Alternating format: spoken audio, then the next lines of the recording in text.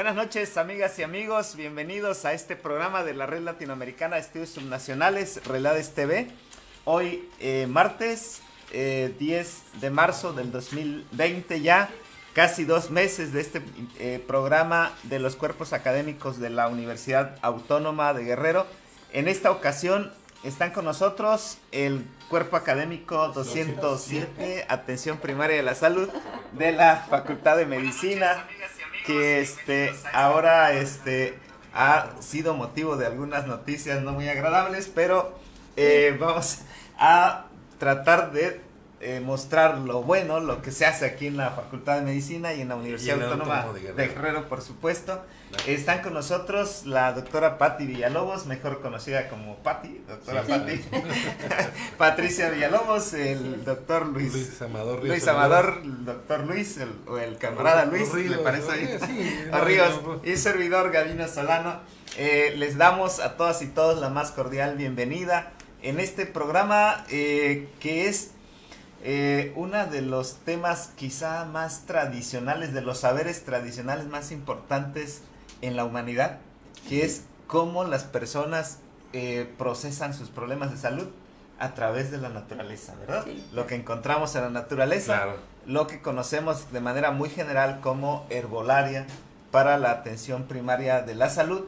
Y es un tema que pues vamos a pedirles que seguramente ustedes en casa tendrán muchísimos saberes que nos puedan compartir, que puedan compartir aquí con los colegas médicos de la Facultad de Medicina. Seguramente enriquecerán estos saberes y esta interacción que ustedes buscan con las comunidades, pues también fortalece, ¿verdad?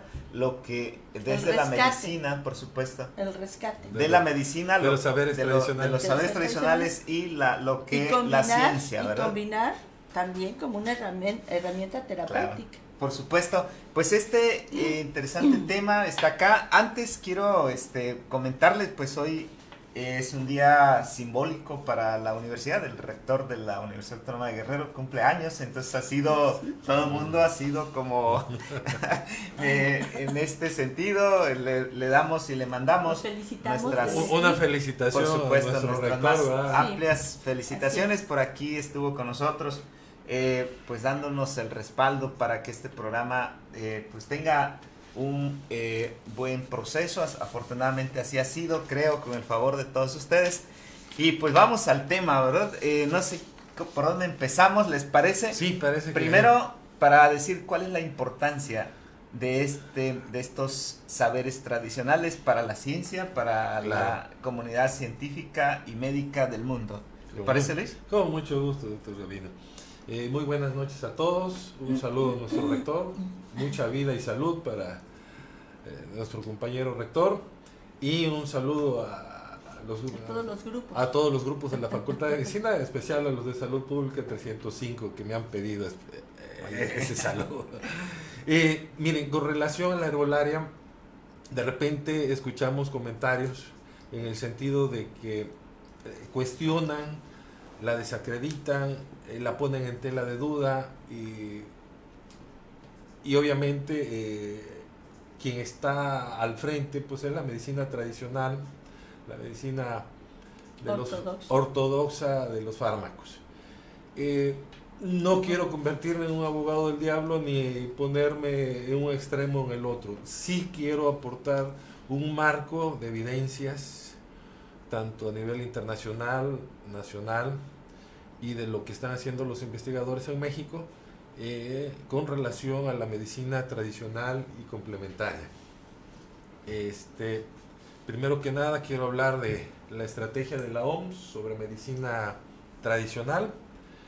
No es la primera estrategia que la OMS presenta. Ya desde los lejanos 1998-1999 la OMS presentó sus primeras estrategias. Obviamente estas estrategias sobre medicina tradicional y complementaria están enmarcadas dentro de la atención primaria a la salud. La propia Organización Mundial de la Salud, dentro de esta estrategia de atención primaria a la salud, establece la necesidad de recuperar los saberes tradicionales sobre medicinas.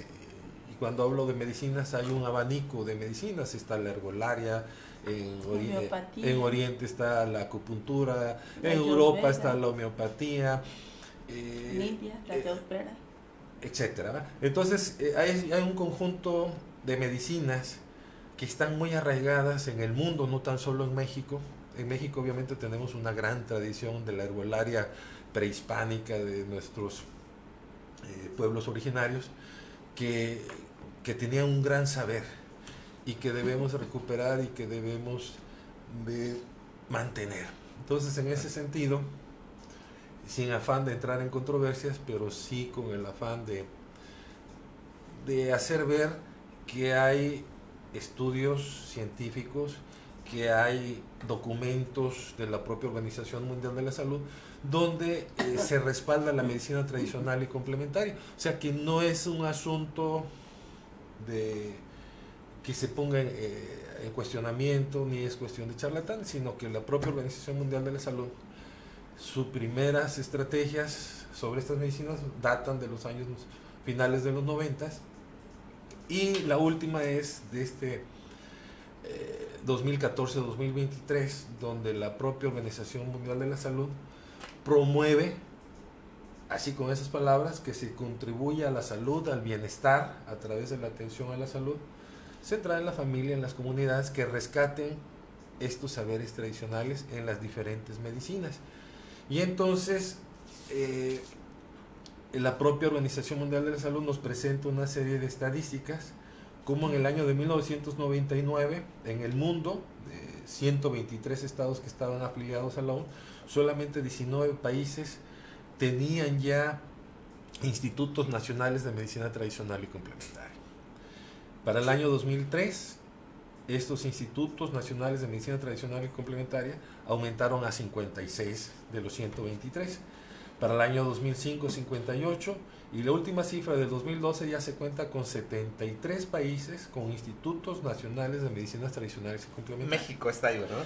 Obviamente México tiene una larga tradición, sobre todo el Instituto Politécnico Nacional, tiene licenciatura, especialidades y doctorados en homeopatía, en acupuntura, en herbolaria, no, pero es la Universidad de Chapingo la que más ha estudiado la herbolaria, y los centros de alta investigación del Instituto Mexicano del Seguro Social. ¿Y cómo están regulados estos institutos, estos centros? ¿Cuáles son sus principales líneas de investigación? Vamos a decirlo así, ¿no? ¿Qué es lo que están haciendo? Y obviamente acá en la Universidad Autónoma de Guerrero, ¿qué se está haciendo también, doctor Ríos? Claro que sí. Mire, creo que la doctora Villalobos es de las pioneras en esta línea de la herbolaria. Sí. Ella tiene 3 especialidades, tanto en homeopatía, acupuntura, y se ha dedicado mucho a la herbolaria. ¿Esta especialidad, doctora, la hizo en Chapingo? En el Poli, okay. Lo que es la acupuntura y la homeopatía. Perfecto. Y la herbolaria pues la he venido estudiando ya en forma autodidacta. Perfecto. Pero sí tengo la intención de ir a Chapingo, claro, para tener un documento más oficial, ¿no? Claro, y quizá en la universidad podamos tener una especialidad de eso, ¿es posible? Posible, ¿Es pudiera posible? ser, pero hay que yo creo que toda esta parte al médico del sur del país, Oaxaca, Chiapas, México, Morelos, por supuesto, que son los pioneros en este tipo de medicinas. Digo, en Morelos es, si no lo tenía registrado, pero es muy importante. Veracruz. Muy importante lo que están haciendo acá, y que compartimos tantas experiencias en estos tipos Yucatán de también, medicinas, por ejemplo. Okay, entonces sí vale la pena pensar en eso. En Morelos hay muchos diplomados sobre este tipo de medicinas. Hay diplomados y sí, muchos cursos. No existe una maestría como tal, o un doctorado como tal, pero, por ejemplo, internacionalmente sí lo existe. Sobre todo en España, en Murcia. Mira. En Barcelona también. Y en Barcelona también existe. Una maestría, un posgrado, un máster, como le dicen allá, sí. posgrados. Aquí lo interesante es que no solamente es la recuperación del conocimiento para la aplicación, sino también la recuperación cultural. Y la generación de nuevo conocimiento también. Y además adaptarlo y adecuarlo a las necesidades para poder generar mayor riqueza, ¿no? ¿Y cuál es el principal obstáculo como para mirar a estos saberes con más seriedad? Creo que es una parte importante, porque de repente el médico que se forma de una manera, digo, en la medicina alópata, pues lo ve hasta cierto punto con reservas, ¿no? Con recelo, con reservas. Sí. Y parece ser que estamos tirando a la basura todo lo que se ha construido de manera milenaria. Todo, un gran valor que tenemos, no lo podemos echar a la basura, como bien dice usted. Mire, en relación al marco legal en México, traigo el dato. México incorporó el 7 de mayo de 1997 los modelos clínicos terapéuticos en la Ley General de Salud, que se publicó en el Diario Oficial de la Federación, y la ley reconoce 3 tipos de modelos clínicos terapéuticos: el alopático, el tradicional, que es el que se enseña convencionalmente en las escuelas de medicina; los homeopáticos, que tienen mucha fuerza ahí en el Instituto Politécnico Nacional; y los herbolarios en Chapingo, y todos los especialistas en herbolaria con la doctora Villalobos. Entonces hay un marco legal en la Ley General de Salud que ya está estipulado, pero que tiene antecedentes desde el gobierno de Plutarco Elías Calles en 1928. Hay una farmacopea homeopática de 1983, etcétera. Desde 1800, el presidente Benito Juárez se trataba con homeopatía. Claro, pues O sea, la homeopatía es el preámbulo de la medicina moderna. ¿Y por qué se empezó a dejar de...? Recursos, cuestiones ¿Por el dinero? económicas, materialismos, Por el mercadotecnia, el comercio, ¿no? El mercado. Lo que pasa es que fue la situación histórica del mundo en donde se inicia toda la modernización y toda la aplicación de la ciencia a partir del 1900. Y en ese instante se comienza a industrializar la medicina. Entonces, para el 40 comienza la industrialización de la farmacología y surgen las penicilinas y demás, y entonces descanchan a todo lo que es lo tradicional, y surge pues la medicina moderna. Digo, habrá que reconocer que generaron un gran avance para, sí, claro, para poder atender las pandemias de su momento. La penicilina fue un gran avance, pero ahora no se trata de desplazar a nadie, sino de complementarlo, ¿no? Exactamente. De enriquecerlo. Y sí valdría la pena en esta parte de cómo vincularse socialmente para poder interactuar con estos saberes, y que esta mirada ya sea más de complementariedad que de integralidad. Bueno, está muy bien dicho, que de sustitución, ¿no? Más que de sustitución, es la integración, tanto de la medicina moderna con miras a integrar con la medicina alternativa, porque dentro de la medicina alternativa existen muchas variantes de esta medicina que pueden fortificar a la medicina moderna. Claro, habrá cosas que serán mucho más fácil para ser tratadas, ¿no? Y que de repente no lo miramos. Claro.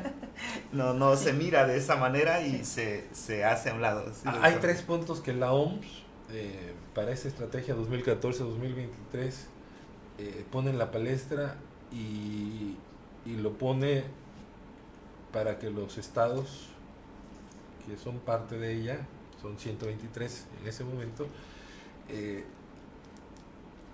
las lleven a sus políticas y a sus programas nacionales, sí, como medicinas tradicionales y complementarias. Entonces, la propia OMS está pidiendo que estén dentro de las políticas, dentro de los programas nacionales. Segundo, la OMS le pide a los estados que se promuevan en ellas la seguridad, la eficacia, la calidad. Y esto ha llevado que 74 países ya tengan institutos nacionales de medicinas tradicionales y complementarias, donde se está llevando a cabo estudios de seguridad, eficacia y calidad. Más de la mitad, ¿no? 74 de 123, un poquito más de la mitad, donde los propios países reconocen esta necesidad y su importancia. Y el tercer punto es mejorar la disponibilidad. Y sobre todo se reconoce que el acceso a ella va orientado a las personas más pobres, quienes a veces no tienen la accesibilidad ni la disponibilidad de los medicamentos convencionales, Claro. y sí tienen a la herbolaria y a la medicina tradicional. Entonces, en ese sentido, me gustaría que me permita hacer un breve repaso. Sí, sí, por supuesto. Porque de repente oímos comentarios de que la medicina convencional, no quiero dar nombres para no herir susceptibilidades ni entrar en polémica, Que ni hace falta. la medicina farmacológica de la industria pone en duda esto. Pero mire, hay países como la India, como la China, que ellos solitos llevan entre la tercera parte de la población mundial, es donde tienen los mayores institutos nacionales, donde se hace investigación, docencia, formación de recursos en estas medicinas. Y obviamente hay otros países más chicos como Mongolia, y obviamente Europa, la veterana y sabia Europa con la homeopatía, es una medicina de amplio uso, y en otros países latinoamericanos la herbolaria es centenaria. Y entonces quiero hablar concretamente del caso de Japón. Japón fue no sé si todavía sigue la segunda economía del mundo, y es un país que se reconoce por su gente tan inteligente y tan trabajadora. Resulta que Japón reembolsa a cada ciudadano, bueno, a los ciudadanos japoneses, materiales herbarios en 192 hierbas diferentes. El gobierno japonés le reembolsa a los ciudadanos japoneses lo que gastan en 192 hierbas diferentes, cosa que es un ejemplo para el resto del mundo, y sobre todo para esta gente que cuestiona, ¿no? El mismo gobierno japonés le reembolsa los servicios de acupuntura, los servicios de moxibustión, los masajes tradicionales son parte de la medicina que ellos Sí, desarrollan de una manera importante, y un concepto que con la pena, ¿no? La judoterapia. La judoterapia, a lo mejor la doctora Villalobos lo maneja mejor, pero yo me quedé. Y alguien dice, bueno, los países orientales con su cultura milenaria, y a lo mejor por lo mismo ellos tienen más fácil acceso a este tipo de medicinas tradicionales. Pero me voy a Suiza, doctor. Ojo, me quedé estupefacto, sí. Porque Suiza es un país de primer mundo, y resulta que reconocen que el 49, prácticamente la mitad de su población, está usando medicina tradicional y complementaria. Y obviamente la homeopatía es la reina en Europa, y en Suiza sí. No queda atrás, la fitoterapia, la terapia neural y la medicina tradicional china. Los suizos reembolsan a sus ciudadanos, y yo esperaba que la acupuntura, ¿no? Pero de la medicina tradicional, la herbolaria. Ándele. Y un dato, en 2009 ponen a consideración una reforma a la Constitución suiza, y más del 67% de los votantes suizos apoyan la introducción de un nuevo artículo constitucional relativo al reconocimiento de la medicina tradicional complementaria. Porque de repente hay gente que dice, bueno, la medicina tradicional es de gente que no tiene suficiente educación, suficientes recursos. Sí. Pero es más un estigma, ¿no? Es más un estigma, cuando vemos que países europeos de primer mundo, su primera medicina tradicional es la homeopatía. Estamos viendo que los suizos tienen un conjunto, el propio Japón, que se reconoce como personas tan inteligentes. Claro. Adelante, doctora. Sí, dentro del sistema médico europeo existe la posibilidad de que el paciente pueda tomar o medicina convencional, o acupuntura, u homeopatía, o cualquiera de otras medicinas alternativas, terapia celular, por ejemplo, y es pagada por el gobierno. En Italia ese es el mecanismo de salud. O sea, es una política pública Es una política pública del gobierno de salud, sí, para promover estas... para promover la salud, Claro. para tratar la salud. Y seguramente será mucho más barato. Claro. Deje solo, no solamente Más lo barato, económico. Efectivo. por un lado lo efectivo y por otro lado la disminución de toxinas. Entonces son elementos biodegradables y además sustentables, ¿no? Claro, Entonces eso permite que sea una medicina del futuro. claro. Sí, para darle un dato, doctor Ríos, Sí. en Suiza el 80% de la población tiene licenciatura. Ese es Claro. ese es de los niveles o indicadores de desarrollo humano mucho más elevados.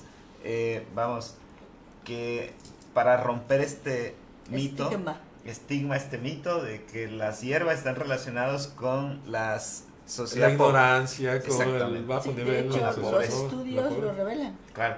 Entonces, cada vez más debemos más bien interiorizar que estas medicinas alternativas es una Tradicionales. salida, es una puede ser una solución. Es una alternativa, sobre todo para la gente más pobre, recordando que en nuestro estado, pues el 90 y tantos % estamos considerados como gente pobre. Yo no la vería solamente como una alternativa para la pobreza, Correcto. sino es una alternativa A la para salud.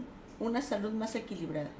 En el instante que nosotros utilizamos medicina ortodoxa, todo mundo sabemos que el efecto secundario es posible. Sí, de los Pues, fármacos. Es terrible. ayuda para el intestino, pero te lastima vías renales, o etcétera. Entonces, es importante que estemos viendo eso, que tenemos ya contaminantes ambientales, que tenemos contaminantes nutricionales, que tenemos, etcétera, una serie de contaminantes y además la química que estamos tomando en los medicamentos, ¿no? Que es terrible, ¿no?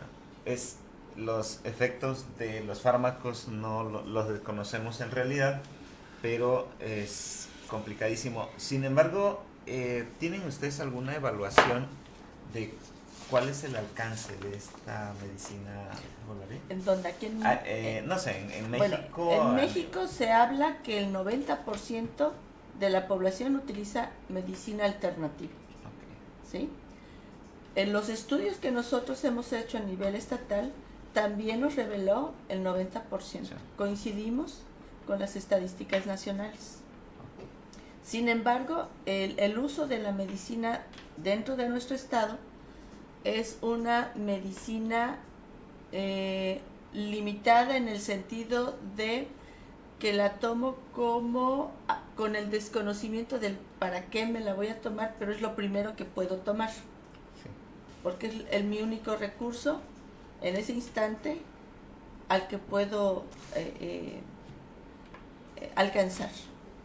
O sea, está a la disposición, pero hay desconocimiento. Desconocimiento. Correcto. En los estudios que hemos hecho con respecto a diabetes, específicamente, nos damos cuenta que la gente que toma medicina alternativa tiene mejoría, pero no solo una mejoría en cuestión de la sintomatología o de los niveles de glicemia, sino que hay mejoría en toda una serie de marcadores metabólicos.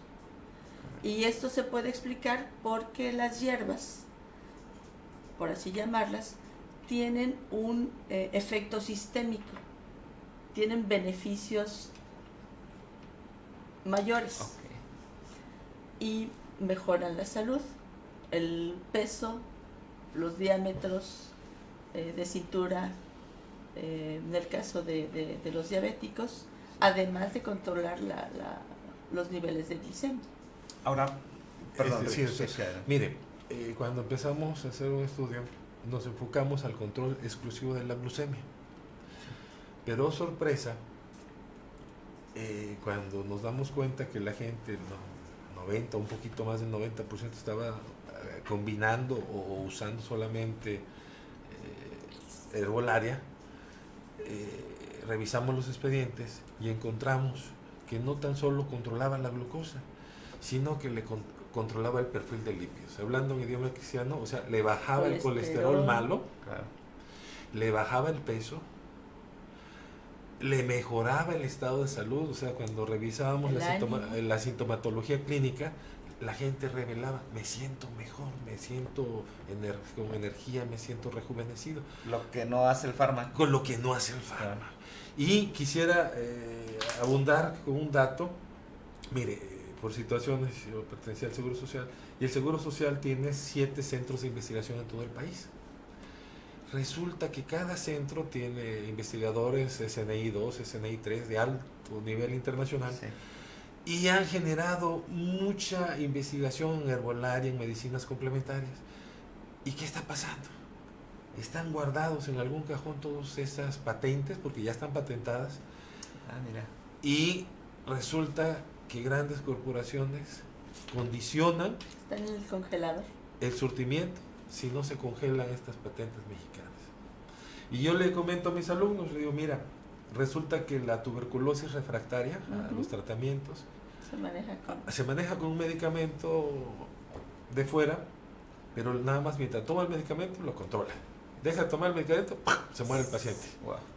Pero ¿qué pasa con las investigaciones mexicanas de hierbas de Yucatán y de Nuevo León, de investigadores del Seguro Social?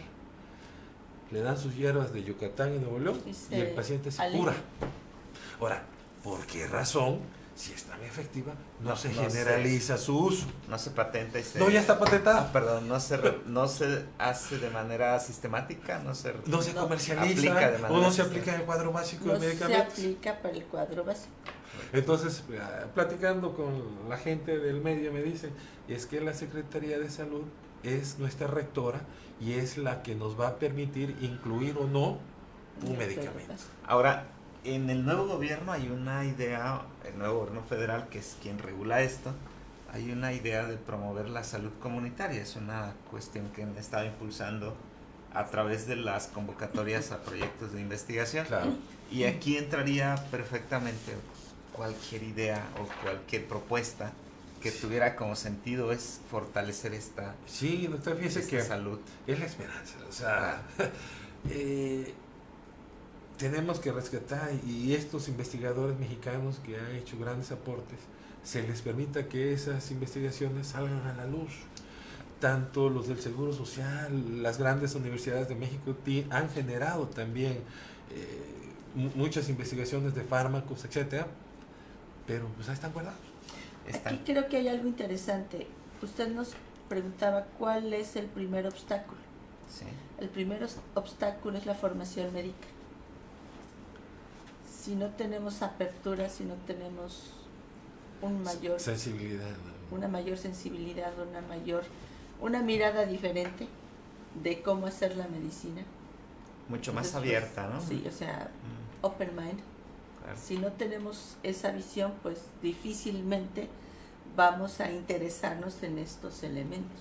¿Qué le parece si eso lo analizamos ahorita que regresemos? Le vamos a ir a un corte. Hay muchos saludos por ahí a Julián Serrano, nuestro colega de la Facultad de Contaduría, Eliu Mendoza, Daniel Zapata, Uriel Echeverría, Hassan Martínez Villalgo, Luis Vázquez, Yossi Silva, Evi Arroyo, Ischel Escaret, mire como el centro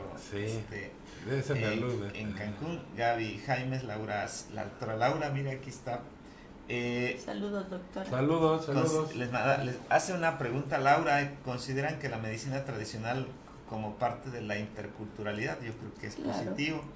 Luigi Molina, Rodrigo Brito, Lisbeth Parra, Velázquez Sami, Yairo Campos, Said López, por acá hay otros que ya se nos han ido borrando desafortunadamente. Por ahí les mando saludo el doctor Ramón Silva, Noemí López, por ahí Sandra está también viéndonos. Regresamos si les parece, claro.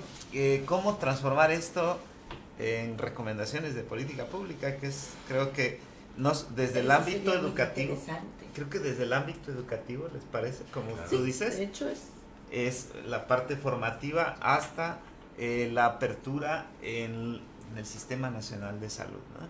Que mucho le beneficiaría a nuestra entidad, claro, para empezar, pero sobre todo para estas entidades del sur-sureste del país que han mencionado. Pues vamos a un corte, Dani, y regresamos para continuar con este interesante tema. Claro que sí.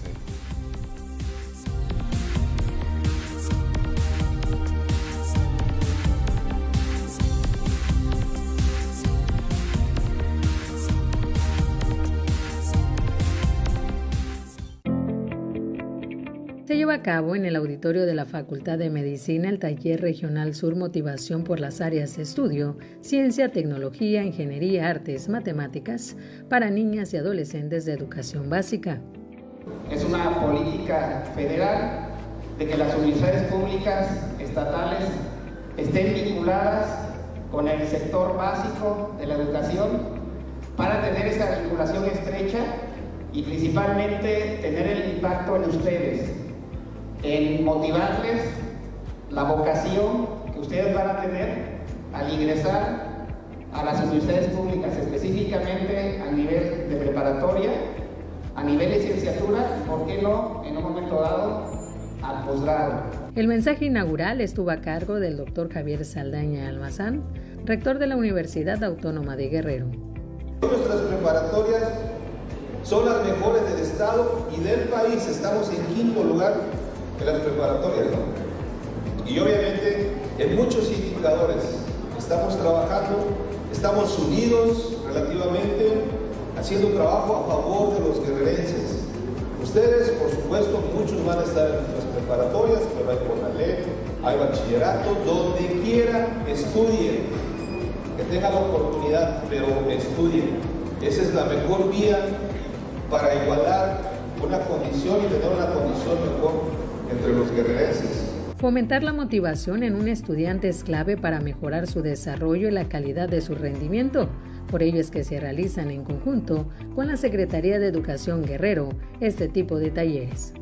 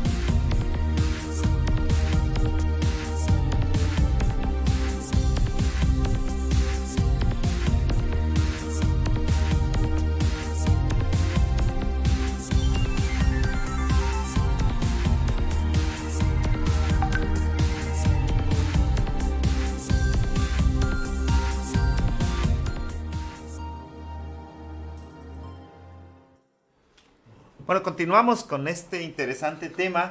Creo que va a dar mucho de qué hablar por la potencialidad que tiene para pues estas regiones como la nuestra, en donde hay una gran tradición de medicina herbolaria. ¿Ibas a comentar algo, doctor Ríos? Sí, mire, traigo un trabajo de la Universidad de Chapingo. Son investigadores del Sistema Nacional de Investigadores, nivel 2, nivel 3. Ellos hacen investigaciones y en este momento es un trabajo sobre el uso de las plantas medicinales para el control glucémico. Y entonces ellos retoman los trabajos del Instituto Mexicano de las Plantas, que existió ya por los años 60 del siglo pasado, aquí en México, y muchas de las investigaciones que se están haciendo en México sobre plantas, la doctora Concepción García Luján de Chapingo, la doctora Blanca Estela Pérez Hernández, entre otros de la Universidad de Chapingo, son investigadores muy reconocidos y que nos presentan el uso de medicinas y suplementos dietéticos que han investigado para el control de la diabetes.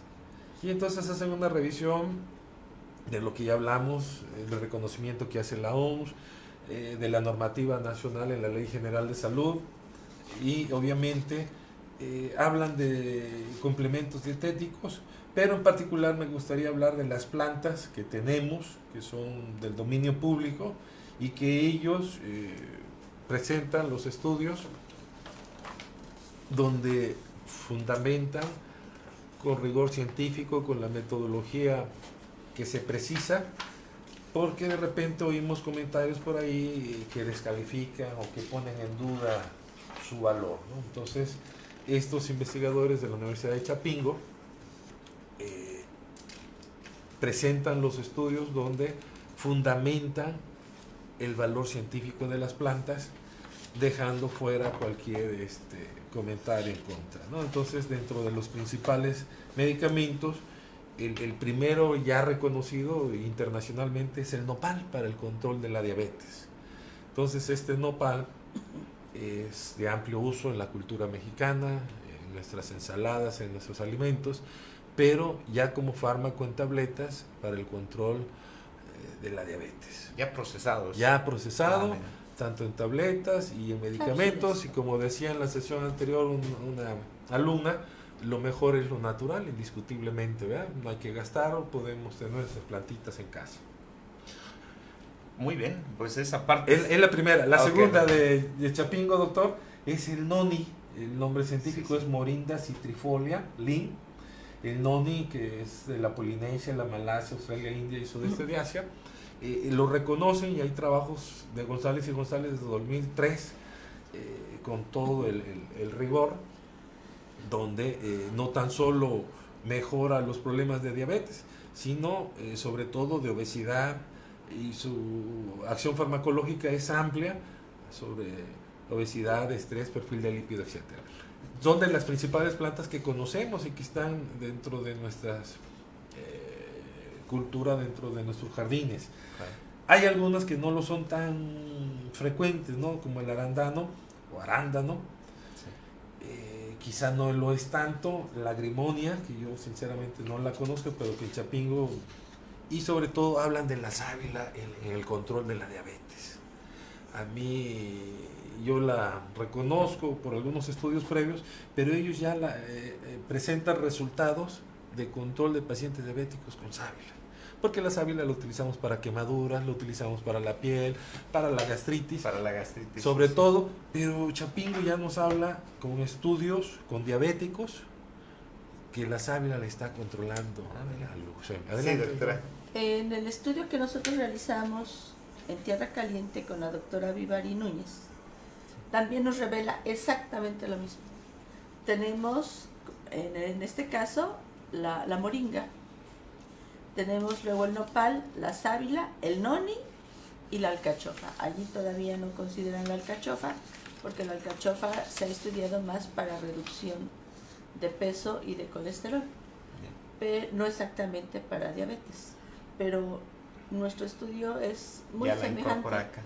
Muy bien. a lo que está diciendo Chapingo. Ahora, con estas experiencias o estos estudios, ¿es posible plantearse una política pública de mayor alcance que incluya, como comentábamos en el intervalo del programa, una nueva visión de la profesión médica, ¿no? Claro. Una visión más abierta, y que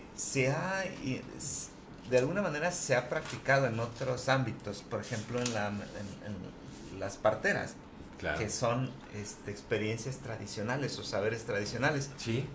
¿Será posible pensar en un programa que esté certificado, que esté reconocido e impulsado por las propias autoridades de sanidad en el país, como para decir, vamos a certificar a Gabino Solano para que sea experto en esta parte, ¿no?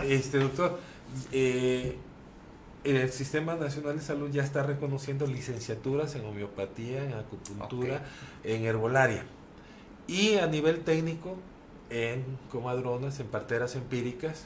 De hecho, ya va a haber una licenciatura en Guerrero, en Guerrero hay, agro. ¿En Guerrero hay estas licenciaturas en homeopatía herbolaria? No. Okay. No, pero sí en relación a las parteras. Sí. Es nueva, se está haciendo el currículum, se está haciendo el plan de estudios. ¿Como licenciatura? Sí, Ok. sí, Interesante, ¿no? sí. Con respecto a las estrategias de la OMS La OMS establece que todos los pueblos, que todas las naciones deben de integrar la medicina alternativa en sus planteamientos curriculares, como una estrategia, como una política de mejora y de reconocimiento y de recuperación del conocimiento ancestral. Por supuesto, y tener, como decíamos hace rato, una visión mucho más integradora de la profesión médica. Entonces, vamos, hay experiencia y hay programas educativos. Sí. Es posible plantearse entonces con mayor facilidad alguna propuesta educativa para Claro que sí. desarrollar estas habilidades y estos saberes de manera ya profesional. De hecho, dentro del currículum del Plan de Estudios 2003, donde la doctora Sierra coordinó este proceso, se integró la medicina alternativa, motivo por el cual estoy adentro. Tengo que agradecer, ¿verdad? Sí. Ok, y sigue, se mantuvo. Y actualmente en el modelo 19 ya es una materia. Ya es una materia que va a fortalecer pues ya todo el plan de estudios, y como bien dice la doctora, es parte de esa interculturalidad que el modelo educativo de la UAGRO busca. Muy bien. Sí. Doctor, retomando las políticas públicas, fíjese que yo soy un convencido de que las políticas públicas cumplan con ese nombre, porque desgraciadamente hemos tenido políticas gubernamentales que desgraciadamente no toman en cuenta a la sociedad civil, los grupos organizados, y en este caso los académicos respaldados por la Universidad Autónoma de Guerrero, considero que tienen que tomar esa posición, esa palestra, ese lugar para defender estos saberes, estas medicinas tradicionales complementarias, porque nuestro estado también es rico en estos conocimientos. Claro. Y es prudente que la impulsemos desde la academia, desde la universidad, para que los tomadores de decisiones la tomen en cuenta, porque esto no es algo nuevo, ¿verdad? Que a alguien se le ocurrió y es una ocurrencia. No, señores, es algo que la propia Organización Mundial de la Salud desde los 90s está trabajando y tiene documentos y lo está fortaleciendo. Tenemos 74 estados, países en el mundo de 123 que ya tienen institutos nacionales donde se hace investigación, docencia, formación de recursos, y que es pertinente que nuestras políticas públicas de universitarios académicos avalen esta labor, ¿no? Y que también las autoridades recuperen o impulsen esto. En Guerrero no existe un instituto de esta naturaleza, o no hay alguna iniciativa en específico, como seguramente en Morelos hay una mayor diversidad de Morelos tiene un propuestas. instituto de alta investigación del Seguro Social, está en Xochitepec, Sí, claro. y que fue el antiguo, el que recuperó, o el heredero del Instituto Mexicano de la Planta, el IMEPLAN, estaba en Xochitepec. Cuando desaparece, lo toma el Seguro Social y le convierte en un instituto de alta investigación. Bien, Y por eso también Morelos tiene esas fortalezas, ¿no? claro. Además de toda la cuestión cultural. ¿Pero ibas a comentar algo? Sí, Antes, que en el Distrito Federal, dentro del sistema de salud del Distrito Federal, existe la posibilidad de tomar homeopatía, acupuntura o herbolaria, además de la medicina ortodoxa. El paciente puede elegir, y existen médicos homeópatas, acupunturistas y herbolaria que le complementan, o más bien que hacen ya una medicina integrativa. Mira, pues hace falta acá, ¿verdad? Sí. Doctora, que sería maravilloso, repito, como para Claro. que podamos ampliar primero pues, la cobertura. Yo creo que sería mucho más fácil o más económico y mucho de mayor impacto que se pudiera integrar a la atención primaria de la salud este tipo de alternativas que solo lo hay en la Ciudad de México, en Morelos y en algunas En partes de Chiapas también se utiliza. Ok. De hecho, hasta en Chiapas hay algunos hospitales que ponen hamacas para los pacientes. Ah, mira. y aquí andamos batallando con las sillas. Sí, sillas y camas. Sí, sillas y camas para poder estar aquí en los hospitales Sí, hacinados. entonces este nuevo plan, la carrera de medicina donde la doctora coordinó y su servidor participó, ya la medicina tradicional ya está dentro de la currícula como una materia, como lo es anatomía, fisiología, etcétera, ¿no? Entonces, La idea es darle este carácter social, este carácter que atienda la atención primaria a la salud. O sea, la atención primaria a la salud es una iniciativa de la Organización Mundial de la Salud, tiene que ver con los objetivos de desarrollo sostenible. Para alcanzarlos en alimentación, educación y salud, necesitamos una estrategia que tenga como base, además del individuo, la familia y la comunidad. Pero ¿qué se tendría que hacer, colegas, como para que pudiéramos tener una iniciativa a nivel estatal? Digo, siempre nuestra mirada aquí en la entidad, que las autoridades sanitarias de la entidad puedan recuperar estas experiencias. Yo siento, por lo voy a decir desde mi sentir, Sí. Que necesitamos ser más sensibles. Y esa sensibilidad tenemos que forjarla desde el aula, desde la universidad. Esto va a ser un proyecto probablemente un poquito más a largo plazo, porque mientras no exista esa sensibilidad, difícilmente puede ser una iniciativa propiamente de política pública. Sí, así es. Porque no se ve, está invisible. Y mientras no se vea esa necesidad y la problemática que existe para la obtención de medicamentos, la economía no permite esa obtención, y no se hagan estudios que validen esta situación, pues no va a haber esa sintonía.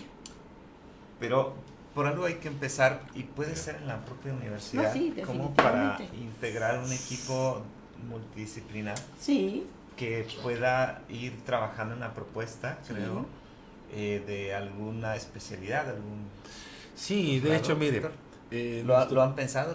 cuando menos planteado? hemos pensado como Ok. un proyecto largo a futuro, ¿no? Sí. Mire, nosotros estamos convencidos en la atención primaria de la salud, y la atención primaria de la salud tiene este rescate de estos saberes. La atención primaria tiene que ver con los programas fundamentales de atención al niño, a la embarazada, al diabético, al hipertenso, a los pacientes infecciosos, tuberculosis, VIH-Sida, etcétera. Y entonces, esta atención primaria de la salud tiene que buscar la calidad de vida, el bienestar social, el desarrollo social, no visto solamente como el aumento en los ingresos económicos, sino en este desarrollo humano, con este desarrollo humano que tiene que ver con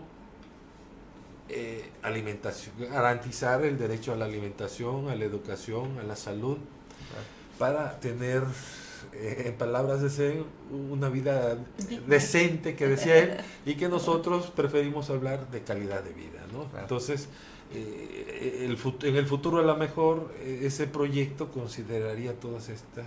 Ahorita estamos fortaleciendo nuestro cuerpo, pero yo creo que cuerpo académico. Nuestro cuerpo académico. Okay. no otro cuerpo. Bueno, también, ¿no? A través de la salud. Claro. Sí, pero pues ahorita vienen algunos cambios, hay que ver cómo pasan las cosas. Estamos luchando por alcanzar alguna candidatura al SNI, vamos a ver qué pasa, pero estamos trabajando. Sí. Esto no se da la noche a la mañana, pero sí No, estamos es un comprometidos. proceso de mucho esfuerzo. toda la vida prácticamente. Pero miren, ya hay un avance, el hecho de que en el programa de estudios de la licenciatura en medicina ya esté incorporada esta materia, vamos. Sí. Ya el médico, el profesionista o el licenciado en medicina, pues sale con una visión un poco más amplia. De Una lo que chispita. Claro, una chispita. Pero siempre yo tengo experiencias de personas que pues están con la medicina alópata, tradicional u ortodoxa, como aquí está llamado, y pues tienes un malestar y lo primero que es cirugía, ¿no? O pastillas, pero cuando es un poco más delicado, pues cirugía. Y pues hay que programarte ya para que puedas ser intervenido. Y la gente que no nos gusta, que obvio llegar a ese extremo, pues hay que buscar alternativas, y es hasta ese momento en el cual buscamos otras opciones. Ya hasta que, ahora sí, como se dice coloquialmente, cuando ya el agua nos está llegando al cuello, pues vamos a buscar alternativas. cuando de manera preventiva esto puede ser con mucho más eficacia, ¿no? Claro, y sobre todo, doctor, que yo no lo vería como una medicina complementaria. Yo estoy más de acuerdo con el concepto de medicina integrativa. Correcto, sí, está bien. Porque es parte de este modelo que nos lleva a comprar todo, ¿no? Compramos la salud, compramos los medicamentos, compramos los servicios, pero no se nos ha educado al autocuidado, no se nos ha educado a generar nosotros mismos nuestros propios medicamentos.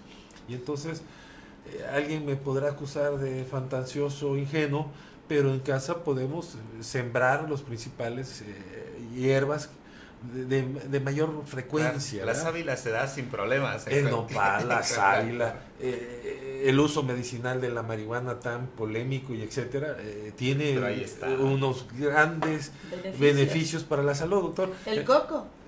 Ni se diga del coco, ¿no? Hasta en neurología se está usando para toda esta cuestión del Alzheimer, del Parkinson, el aceite de coco como parte del tratamiento mira, de los pacientes. Y aquí lo tenemos a la mano. Aquí lo tenemos a la Mire, mano. ahí hay una polémica porque en la forma como se extrae o cómo se consigue el aceite de coco, el modelo tradicional es con calor. Entonces se pone a calentar la copra y se obtiene el aceite. Ese proceso ha sido muy cuestionado porque genera aceites que pudieran insaturados. Pero hay un proceso que se utiliza mucho en Oriente que no es con calor, que es por prensado. Ajá. Y ese no tiene el problema de la otra extracción y ese es muy benéfico. Porque tiene todos los antioxidantes necesarios. Mira, pues y entonces ese beneficio poco lo hemos usado para la obtención del aceite de coco aquí en nuestras costas y yo creo que vamos a tener que trabajar con la gente para que se deje de ese proceso antiguo de con calor que genera problemas y otro que es más beneficioso. Bueno, pues aquí está la ruta. Sí. Para cualquier programa de salud comunitaria tiene que tener considerada esta vertiente de la medicina tradicional, para no decirle alternativa. Yo lo digo en términos de alternativa porque cuando ya está la crisis de salud del paciente que ya siente que ya está a un pasito del quirófano. De hecho es correcto. La medicina tradicional es la medicina más antigua y que tiene derivándose o se viene conociendo de generación en generación. La alternativa es ya cuando tiene una intención y un conocimiento un poquito más cientificado para utilizarla como una forma diferente a lo convencional. La complementaria es cuando la medicina alternativa se complementa o le da beneficios a la convencional, y la integrativa es que cuando el médico reconoce los beneficios de la medicina tradicional o alternativa y entonces se conjuntan pero indicadas por el propio médico. Claro. Sí, por ejemplo, si hoy seguramente si hiciéramos una encuesta para preguntar qué es medicina homeópata, seguramente mucha gente no sabría. No. O, le llaman chochos. Así es, pero si le preguntábamos sobre hierbas, sería un conocimiento mucho más amplio, claro, ¿no? Porque lo asociamos con lo que conocemos. Con lo hemos vivido. Así es. Claro. Y seguramente si hoy buscamos el directorio de médicos homeópatas, tampoco tendríamos. Es muy reducido, muchas, serán 3, 4, 5, no. Yo creo que sí, aquí en Acapulco. Así es.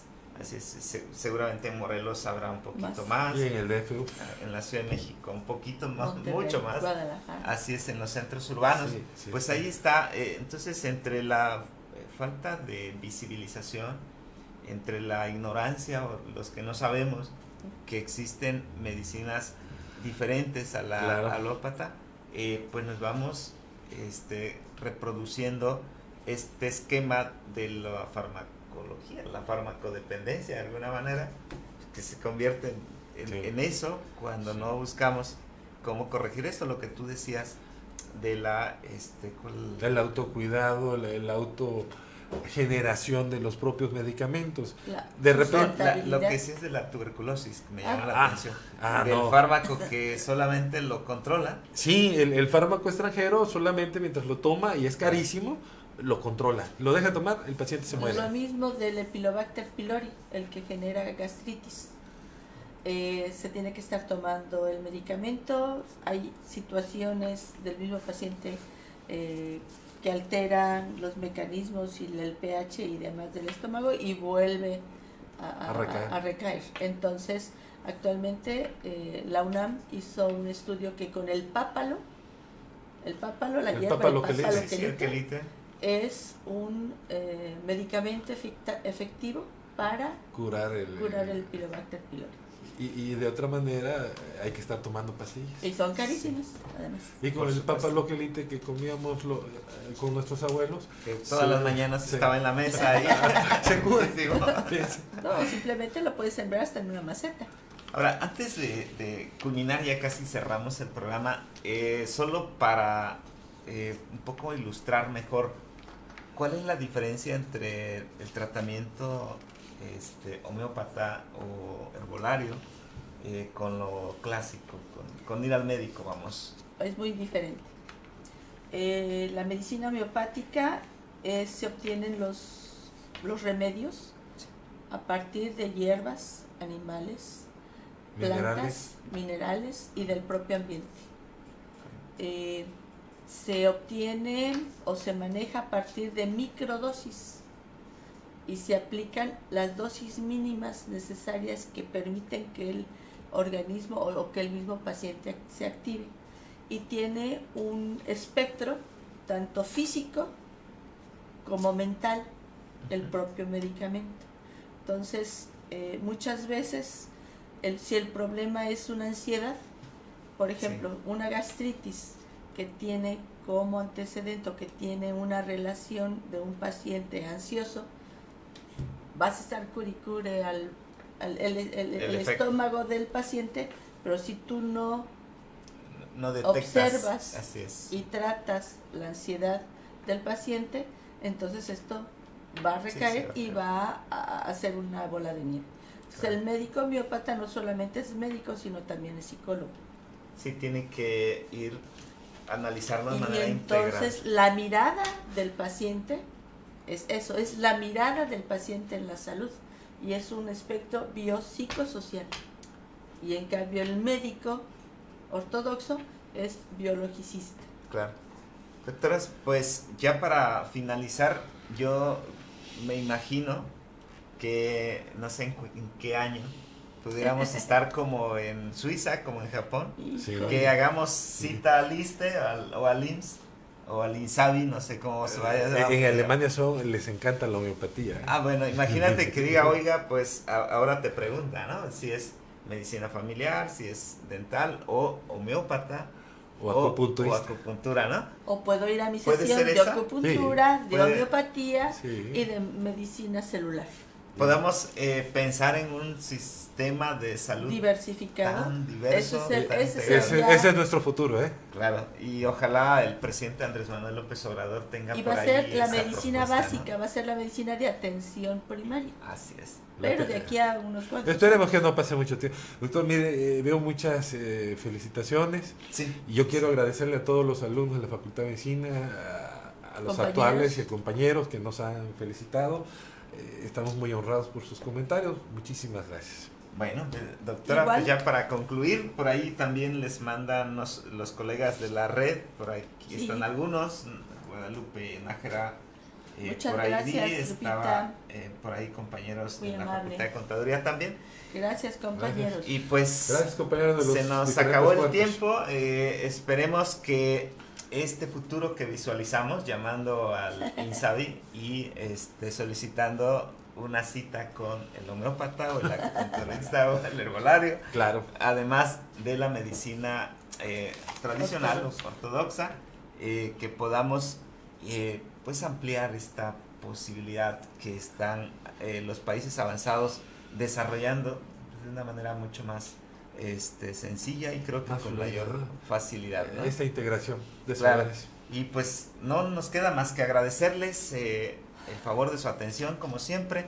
Los esperamos mañana en punto de las 9:30 en otra edición de Relades TV. Muchas gracias. Muchas Saludos gracias. a todos, Hasta muchas luego. gracias por sus comentarios. Compañeros.